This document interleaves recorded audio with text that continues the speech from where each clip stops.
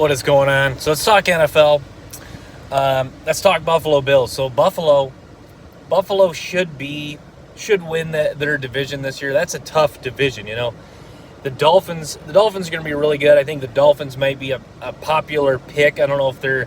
I don't know. I think the Bills are the favorite right now, but the Miami Dolphins will be certainly a favorite. But yeah, Buffalo. Josh Allen is.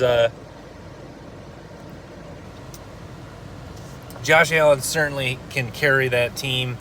The Bills have a really good roster, but I feel like, you could argue Mahomes. Obviously, you could argue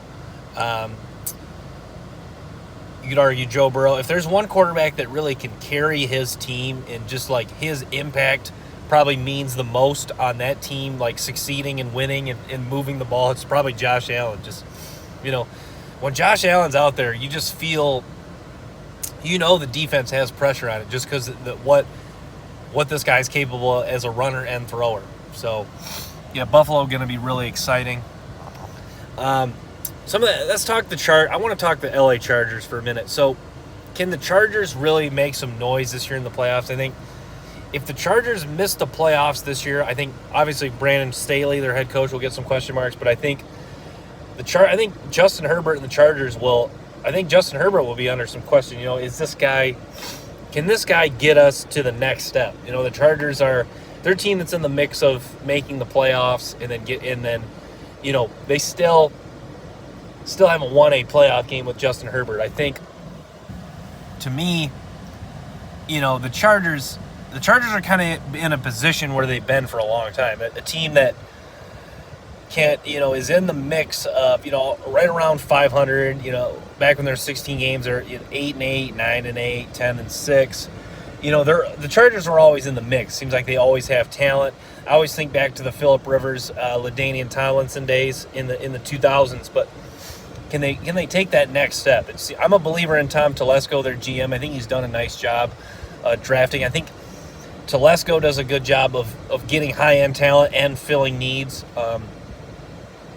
I think the pick of Zion Johnson was perfect a couple years ago. Zion Johnson's been a really nice player at guard. This year, Quentin Johnston, receiver may have not been their top priority, but Quentin Johnston just hit the skill set he brings and the physical tools he has. I think will be a nice piece for their offense and Justin Herbert. So yeah, Chargers, very interesting team this year. We'll talk the Lions. The big question with the Lions is how much is the Jameson Williams suspension going to hurt them? Williams going to be out the first 6 games. The Lions seem to be fine without him last year. I think, can some of the young guys take another step? I always think of Josh Paschal. I think Josh Paschal, even though he may not ever develop into a superstar, I think you saw enough of him in year 1 where you go, okay, it's year 2 now.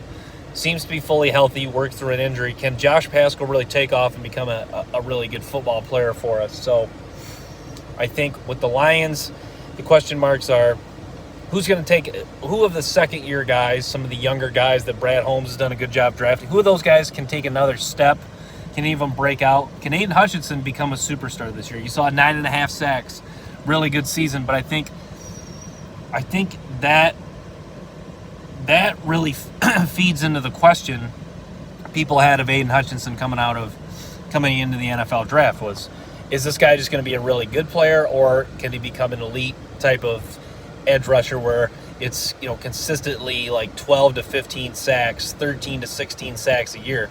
Because there's a lot of rumblings like, Aiden Hutchinson, he'll be a good player, maybe 8, 9, 10 sacks a year guy, and that's what right around that mark, first year, 9.5. So can Aiden Hutchinson, let's say this year he has like 8.5 sacks and he's fully healthy, then you're kind of really, thinking to yourself, maybe Hutchinson is just kind of destined to be a good player. But I think we saw enough of the quickness, the competitiveness. He's got the work ethic. I think you saw all the tools and everything at play, or everything at Michigan, for him it all translated well to the National Football League. So I'm really excited for Aiden Hutchinson this year. I'm a big Aiden Hutchinson fan, obviously being a Michigan fan and a Lions fan. I've watched Aiden Hutchinson a lot. and he's done a lot of great things for both my teams. So I'm excited to see how he performs in his second year in the NFL. We'll talk Baltimore Ravens. I think the big question with the Ravens is how good this receiving core is going to be. Zay Flowers, Odell Beckham, Rashad Bateman. On paper they have a really good wide receiving core, but can things all come together for Baltimore? I think that's been the question for Baltimore the last couple years, and I guess to answer that question, have things come together for the Baltimore Ravens? I would say yes, for the most part.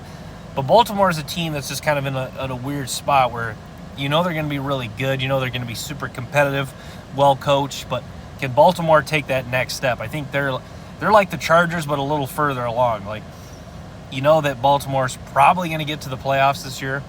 Do they have enough juice? Do they have enough difference makers on defense to get to the Super Bowl? And I think Baltimore for a long time has been a team where they seem to always have, one or two difference makers, whether it's Ray Lewis and Ed Reed.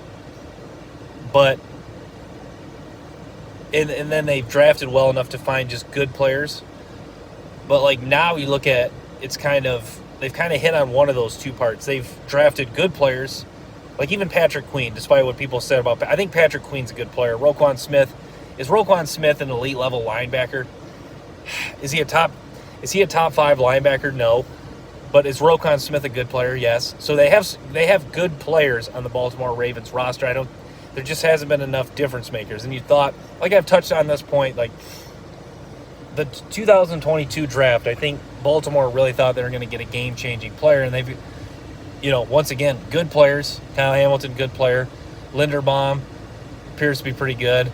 Who else did they draft? And then even the year prior, or a couple years prior, J.K. Dobbins, all really good players, all, pretty good value picks. J.K. Dobbins was a second-round running back. You saw all three of him, Swift, Taylor go off the board, but, still searching for, no guy for the Ravens in recent years has really became a game changer. You thought maybe Rashad Bateman could be that guy. He was another guy they took in the 2020 draft, but, yeah, so just wanted to touch on that. Thanks for tuning in, guys. Make sure to stay tuned for more episodes and clips from the show.